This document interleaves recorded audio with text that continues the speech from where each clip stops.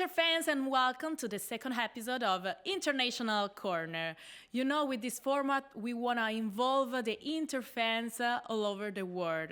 For sure, we have to talk about a lot of topics. Inter won with amazing comeback in Rome. Inter won the Derby d'Italia, the match against Juventus. So for sure, a team that make us dream. But obviously, I'm not alone. With me, the one and the only, Mr. Richard Auld. Hello. Good to be back. How are you doing? I mean, you can't be disappointed. You can't be sad in these days, can you? It's all good news at the moment. Oh, thank you. It's been a pleasure, Richard, as always. How do you feel? And tell me, how did you leave these important victories? It's great at the moment because, I mean, we looked and we spoke last time, of course, about how difficult that run was always going to be. I think whether it's the world media, whether it's the Italian media, everyone thought into a go-to trip because, you know, when you look at the Super Coppa, we talked about this last time, Lazio, Napoli, then the difficult trip, but, we had to play Fiorentina, then the Derby d'Italia, then Roma. I mean, surely something was going to give, and each time the boys have delivered. And okay, I know we're going to talk about it more later, but the Roma game was for a little bit worrying. It threatened to be as damp as the weather, but in the end, we marched on Rome, we conquered it. So it's happy days. Was insane, but we have to talk about a lot of things. For sure, I can feel your excitement, and trust me, I have the same excitement too. But we will see also the schedule because the end of February and March will be tough with a lot of matches. Okay, we have time to talk about it. The next one will be against Salernitana, and I know if I mention to you this opponent, for sure you have some good memories. That's correct? Yeah, absolutely. It goes back to not so long after I first was lucky enough to start doing the Inter podcast in English. And obviously, before that, we all experienced COVID, lockdowns and everything else. And if you remember, I know we don't want to remember that time, but it took a long time for people to get back into the stadiums. Obviously, we have fans that are all over the globe. So, sometimes it's not as regular for people to be coming to the stadium, should we say. And part of the podcast we did at the time was almost documenting my journey personally for the first time back into the stadium. Of course, it was played on a Friday night and against Salernitana. And fortunately, the result when I last went was fantastic. But it documented each stage of that journey, and what it was trying to portray was something that I didn't expect to happen because I've been so many times before and spent so much time in Milan. But after that break of being back in the UK, to come back out and experience those emotions, I think shocked me during the podcast. So it was really interesting to do. It's still online if anyone wants to listen to it. But it seems crazy listening back now because it's almost become the norm again. But at the time, it was very, very different and quite emotional. So it was good. We have the chance also to say hi to our friends in common, Thomas Lawrence, that did the podcast with you, a special podcast. But if you wanna give some tips, some advices to the fans who come here in Milano for the first time, maybe to watch the match, what would you say? Speak to Thomas Lawrence. He's a great host. Oh, thank you, Richard. Thank you, Richard. You. No, I'm playing. We love Thomas. Absolutely, no. It was great. I mean, when you go out there, I mean, everyone has their own emotions, and the way I've been very lucky enough to do it with Inter. But I think one thing in common, I think that we kind of documented this in the podcast because Thomas at the time was very keen not to have it from a perspective of people who are going all the time. But, a lot of our fans, whether they're in Japan or New Zealand or New York, maybe it's just a one-off experience. And so it's trying to encapsulate everything that not just the club, but Milan has to offer as well. So a lot of those things, the Piazza Duomo, simple things for people who are in Milan a lot. But when you come up the staircase of the metro and you see the Duomo for the first time, it was things like that. But also when you get off the metro, I think it's a Lotto, and do the walk down to the stadium. You know, that's something that even though you can go straight to the stadium now, I still get off at the same place and do the walk because, you know, it's one of those things when you, for those who don't know, and hopefully, you know, will see it, you turn the corner and you see the Miazza just staring at you right there, and it's a brilliant moment. So, yeah, we've not got long enough for me to talk about every single moment I would recommend, but yeah, there's just a couple.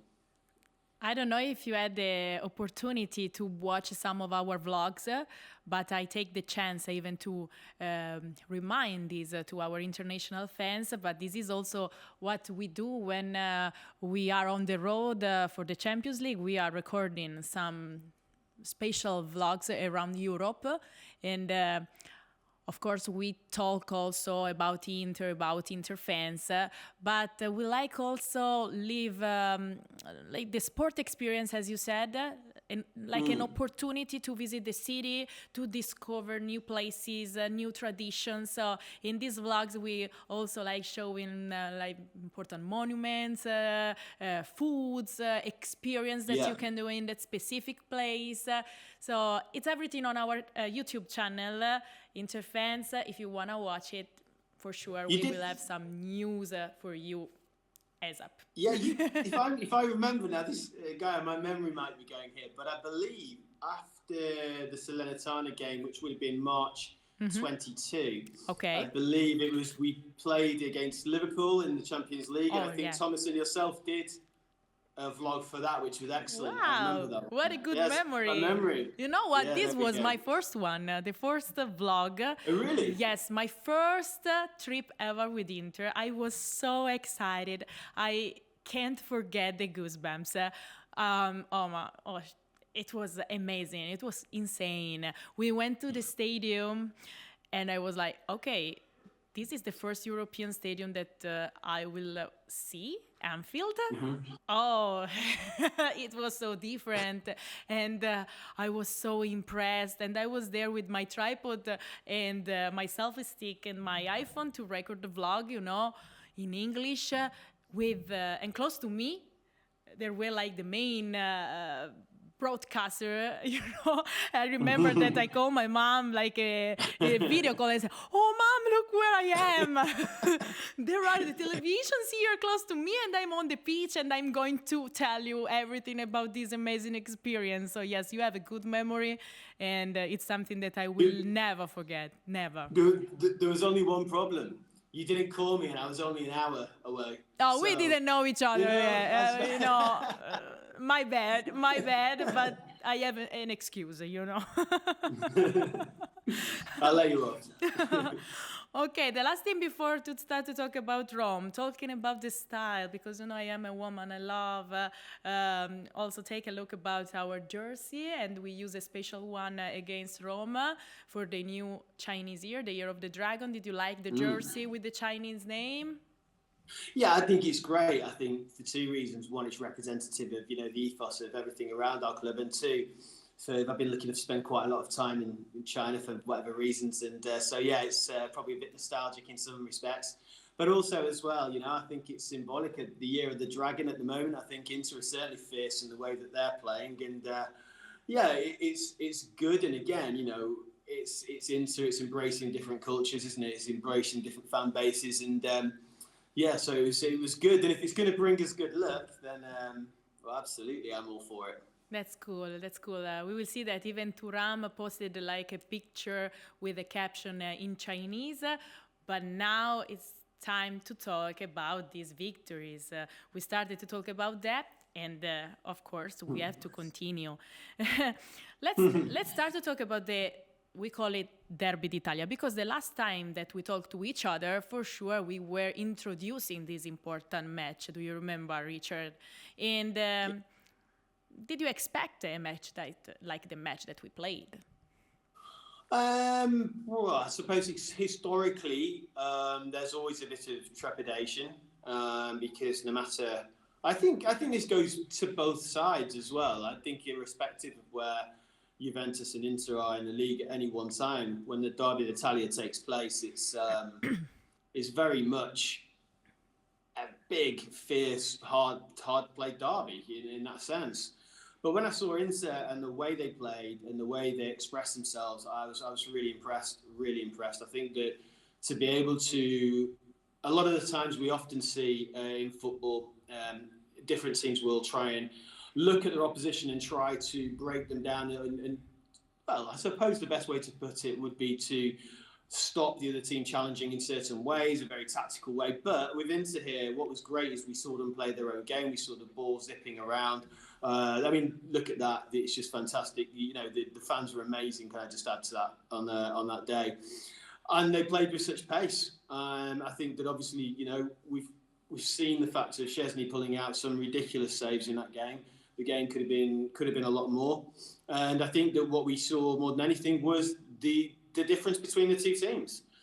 Inter, for me, looked as though we proved that the strength in depth we had was evident, and we are working as a unit. And look, got to say it, Juventus are a good side at this moment. They've proved people wrong from the beginning of the season, but I think that this game really showed the gap. And look, I know we'll talk about it, but I've got to talk about it now. That pass from Hakan that we saw there, Yes, I do unbelievable. But no, it was a fantastic performance and a well-deserved win.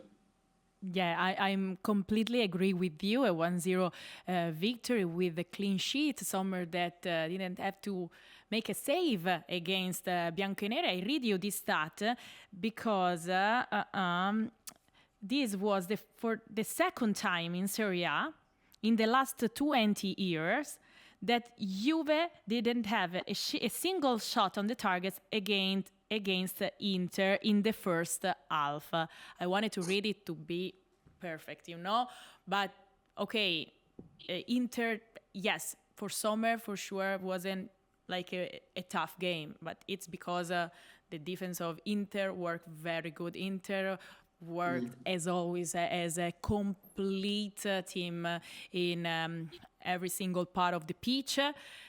It's difficult to choose like the main protagonist because, in my opinion, but I think that you can agree with me, there were a lot of MVPs that night. But probably, if I have to choose to make a special mention to someone, I have to say Hakan Çalhanoğlu. I really agree. Oh, massively. I was writing about various outlets about it, and Hakan was the piece I was writing because at the end of the day, his transition, I think I mentioned this last time, but since he came over from Milan has been exemplary. I mean, the English media, were comparing it to the transition of Pirlo at Milan that time when he took a bit of a deeper role. But I mean, defensively, he's been absolutely fantastic. The danger from set pieces is obvious, but he looks like he's enjoying his football. He's getting forward exceptionally well, and the relationship that he has with anyone who sort of slots into that midfield is fantastic. But I don't like the term quarterback too much, but I suppose since the Super Bowl was recently, it's worth saying because his ability to play that, he's more than just a regista. His ability is fantastic. And that pass which we saw was, I can't remember, and I was saying this to a friend of mine the other day, I don't remember a pass being made that I've seen that many times and that I could still watch again and again and again. We see it with goals all the time, but I mean his range of passing is just out of this world, and I think he's getting better and better, and his confidence is showing. And we always know he's been confident, and it wasn't so long ago that he said that he was going to be one of the best midfielders in the world, and maybe some people at the time went okay, but now I think there's few that would argue that he's not one of the best in Europe. I completely agree with you, Richard. We have, for sure, to say a lot of things about Hakan. Let me read his number, because against Juventus, 126 balls played, 106 passes attempted, 94.3% successful passing, 7 balls recovered, and not only because we don't have numbers to describe his leadership. But before to continue to talk about him, let's take a look about every touch of the match against the Juventus. We call him the magician.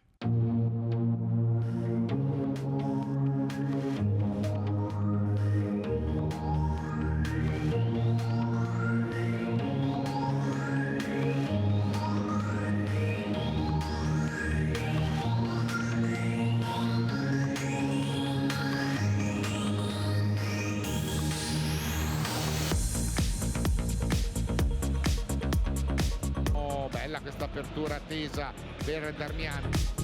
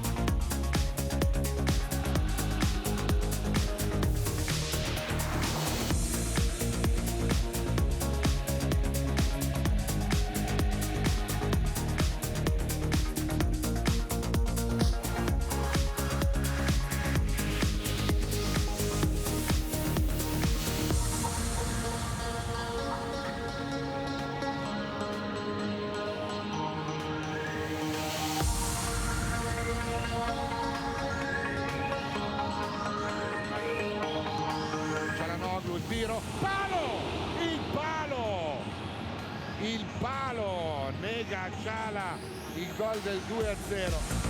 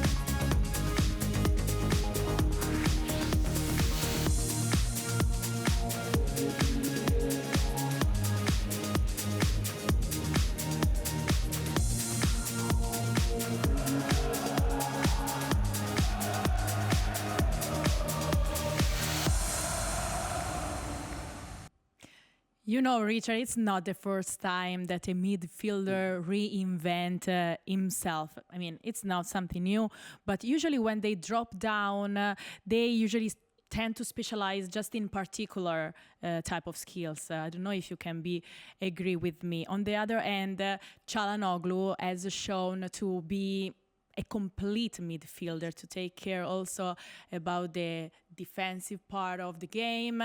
And probably at the beginning of his career, I'm thinking about the Leverkusen or AC Milan, it was like he looked like to be the type of player who capable to play only in high tempo. Okay, but actually it's not like this. He is completely a different player, you know, and he's capable of interpreting any register of plays. How do you agree with that? What do you think about it?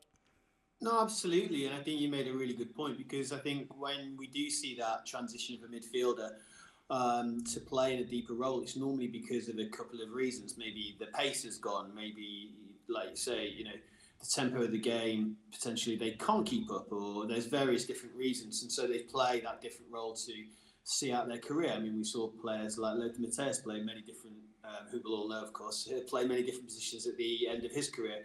But with Hakan, it's completely different, because it's almost the deeper he's played, it's almost giving him a more responsible role, the key part of the pitch. And, you know, as you rightly say, his defensive duties have been absolutely on point as he's developed. He's a much more cultured player. And I think what happens with that is that the opposition don't know what to do with him, because the way that we counter-attack, the way that the pace we have up front and on the wings, when you see the ability of not just Hakan, but of course the likes of Di Marco, Bastoni's got that in his locker as well, to be able to play these very long and direct passes. It cuts out a process of the play often. But with him, he just seems to grow and grow. And as we saw in the clip against Juventus there, I mean, it was absolutely a superlative display. And of course, he nearly got himself a goal in there as well. So yeah, look, it's difficult, especially when we're winning like we are at the moment, and he's playing at the level. He just keeps setting the bar higher and higher. So he's become an integral part of the team. Yes, of course, of course. In this month, a lot of players celebrated their birthday, and one of them is Francesco Acerbi. And he celebrated with an amazing goal in the comeback against Roma. Finally, we can talk about this amazing victory away. This is the post that he posted, and he said, in Italian, Richard, I know that you speak Italian, ma che gol ho fatto? That means, but what a goal I scored. Yes, we are agree with you, Francesco. It was amazing. Unfortunately, now we have to wait a little bit because he had a little injury, a slight muscle strain in his right leg, but we can now watch the pictures. Okay. This was great. Yeah, it's a spectacular header, wasn't it, really? I mean, I think when he's obviously leaning back when that comes in, it's obviously not a bad assist there, but it's a good header over. And I think the goalkeeper there, he's obviously going one way and it's looping back over the top. He hasn't got a chance, and he's going to enjoy doing that back in the Stadio Olimpico against Roma. And it was fantastic, and Inter really needed that. I mean, he's just such a determined player, and I think he, in a sense, characterised Inter's performance, which was, for want of a better word, full of character. Everything doesn't always go to plan when you're trying to win the Scudetto. But look, that game there, the weather, as I mentioned before, was horrendous. It was a game Inter really had to fight and dig deep. But I mean, that header was superb, absolutely superb. So yeah, and obviously, as you rightly say, we hope he gets well as soon as possible, because he's obviously an integral part of this squad that's so well rotated. Richard, that I really like numbers and stats, so I'm going to read this one about birthdays in general. We call these stats birthday bagsman, because Francesco Acerbi opened the scoring against the Giallorossi and became the 13th Inter player to score a goal in Serie A on their birthday. 13th, wow. It's curious. But yeah, now you're making me think. Afterwards, I'm going to be looking for every single one now. So, yeah, when I read it, I thought, okay, I didn't know that we had also this type of stats. It's interesting. But of course, it's the best gift that you can give to yourself. If you are an athlete, a win with a goal, okay. Yeah, I want to know the person who started the first stat. Because who thought, you know what? I'm going to start keeping count of this. I mean, that's crazy. Yeah, that's crazy. I'm happy they did. But our team takes care about everything. Okay. Well, another protagonist, another important player of this game. Now, I'm sorry. I'm truly not sorry, but I continue to repeat this name over and over every time that we talk about Inter. I'm not surprised about what he's doing, because for sure we knew even before his value. Probably we didn't knew that he could have this type of chemistry with Lautaro, with the whole team, and that he could play really solid like this every single matches. I'm talking, of course, about Thuram, because yes.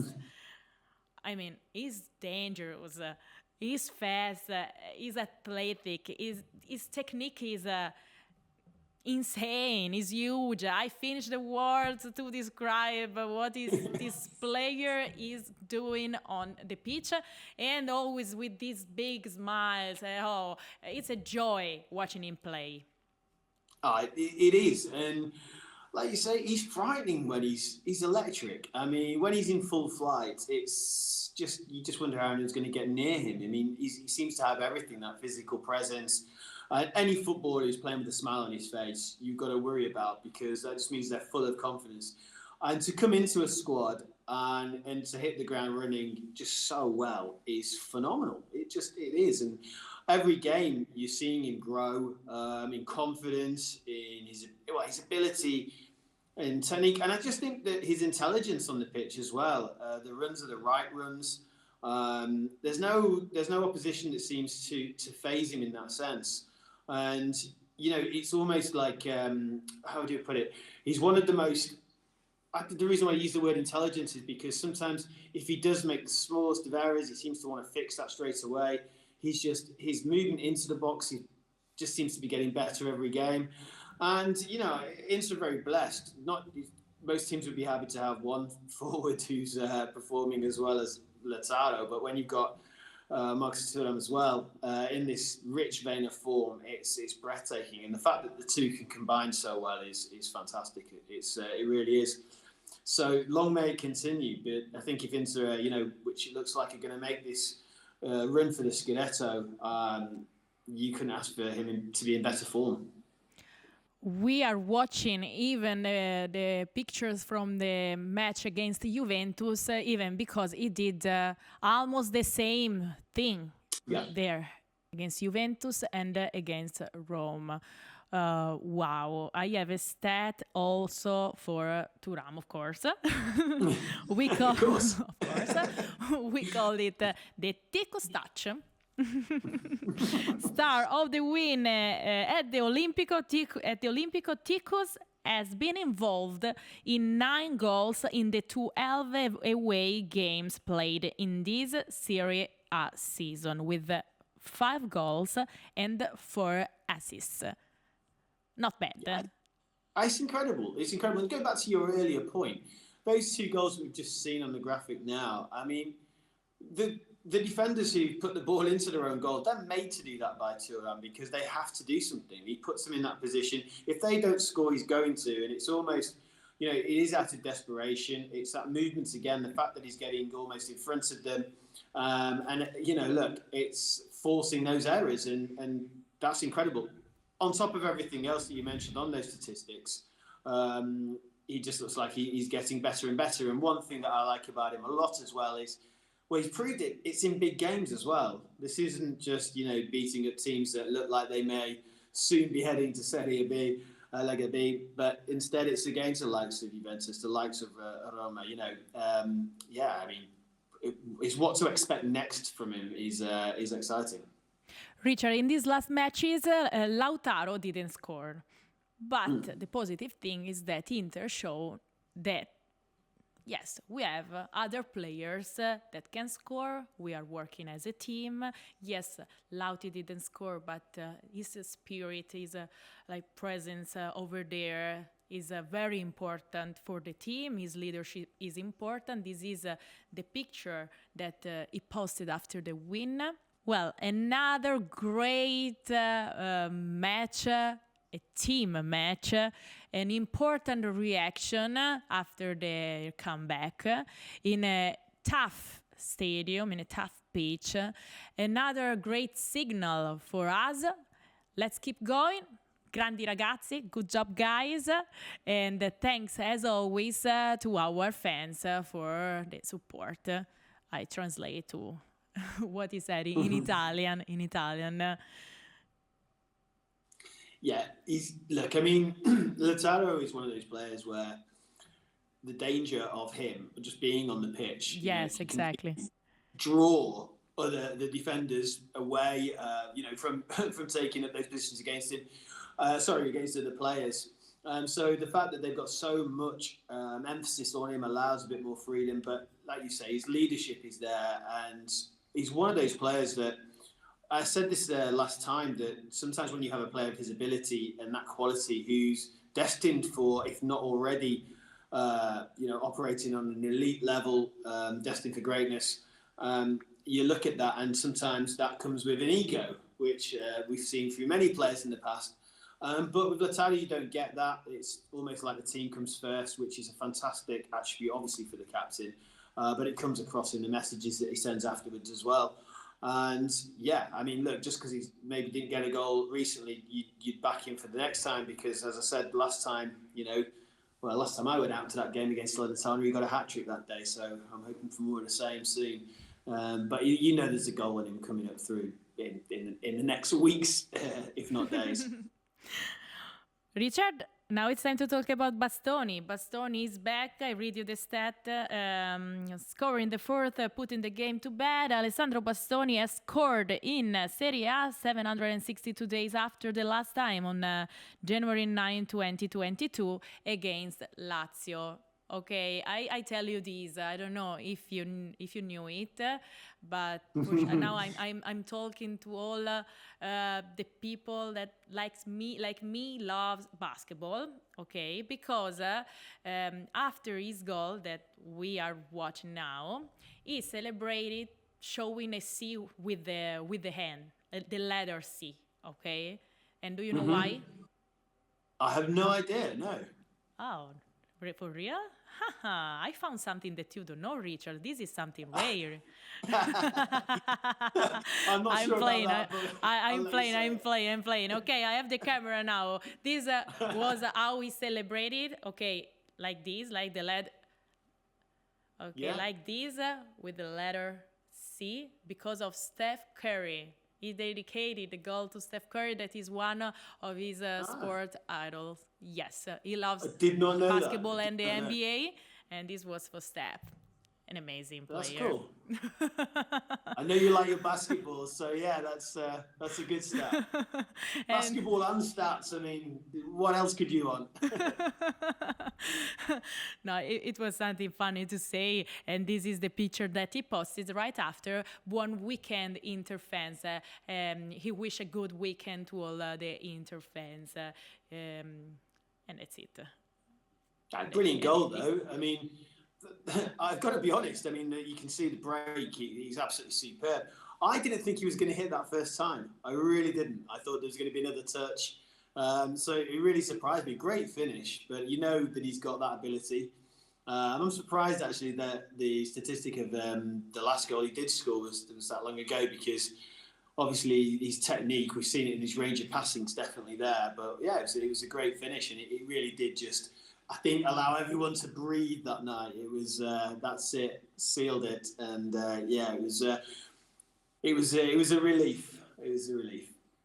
Yes. I think he was surprising all of us. He must have been saving that celebration for so long then.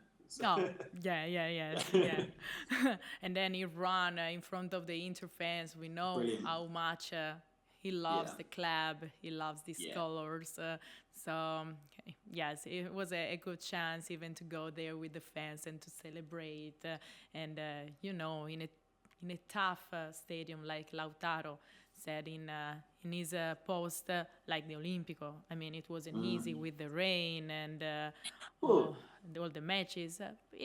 I mean, I'm proud of our guys. I'm so proud. No, especially because the ground, even since Jose was there before Daniele De Rossi took over, it's been full.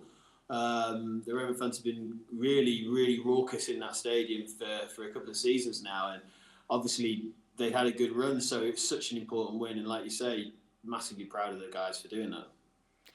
Richard, thanks to Elena, our colleague, now we can listen what the protagonist said right after the win. A crucial protagonist that also helped the teammates running the extra mile. That's how Marcos Thuram commented on the performance on the night. Sto provando a aiutare la squadra come ogni partita e sono molto contento del risultato di stasera. È stata una partita durissima contro un avversario che gioca molto bene a calcio. Abbiamo preso i 3 punti e siamo contentissimi. After his first goal of the season, Alessandro Bastoni described Inter's performance as yet another display of winning attitude. Al di là del gol mio personale, era uno sfogo per il primo tempo che abbiamo fatto. Non siamo scesi in campo con la testa giusta, con la mentalità giusta e giustamente l'abbiamo chiuso in svantaggio. Ci siamo parlati nello spogliatoio e siamo rientrati molto bene. Al di là dell'aspetto tattico, sia stato proprio l'aspetto emotivo e mentale dove la Roma ci ha messo in difficoltà. Sono entrati più pronti di noi, più carichi di noi, avevano più voglia di vincere. Ripeto, l'importante è essere riusciti a rimetterla in piedi. The Nerazzurri are extraordinary players who can react quickly to the inputs given. This is Inter's greatest strength, according to Massimiliano Farris, who took Inzaghi's role in the dugout after he was disqualified in the Derby d'Italia. Nel secondo tempo è venuto fuori il motivo per cui questa squadra è composta da giocatori così straordinari che sanno cogliere immediatamente i segnali e dicevo prima ai colleghi di altre televisioni che è un piacere lavorare quotidianamente con questi ragazzi perché sono delle spugne che hanno voglia di apprendere e anzi ci stimolano e ci insegnano tante volte sul campo dove poter migliorare questa squadra. A great advertisement for Italian football abroad. The words of Faris on the impeccable technical qualities displayed by his men on the night.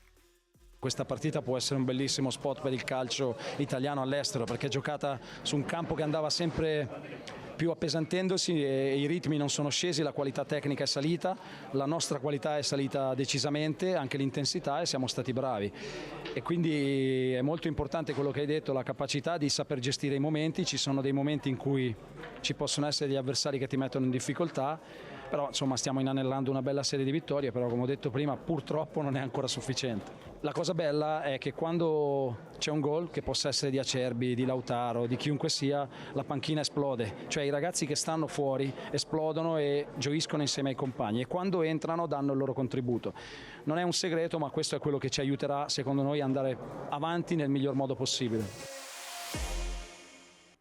It's a pleasure working with these guys. They want to learn every time. This is so important, Richard. They have to keep working, thinking about the next one because we come back in San Siro on Friday for the match against Salernitana. They changed coach. What kind of match do you expect? Oh, it's I don't want to curse us. I think that, look, we were talking before, the focus has got to be really right for this next game because, as I mentioned before, Lazio, Napoli, Fiorentina, Juventus, Roma, big teams, big victories. Obviously, Salernitana, a team with something to prove now, new coach. We know that there's sometimes what they call in the UK the new coach bounce. Whether that's going to happen, I don't know, but I don't think it's going to be an easy game. I'm glad it's at home. I think that it's obviously a game where Inter will look to the crowd because I think that it's likely that they're going to have to break Salernitana down. Excuse me. But look, we'd all like a resounding victory. Of course, we would to just take it one step closer. But I think Inter, obviously the coach, he's bright enough to know that this could be quite a tricky game, and it's something we can't be complacent about. So for me, I think 3 points here is the main focus. Of course, it is, especially with the recent results going our way in a sense. But for me, yeah, even if the Inter grind out performance, I'd be happy. But technically, and the team they've got, the way we can rotate, I certainly think there's going to be 3 points.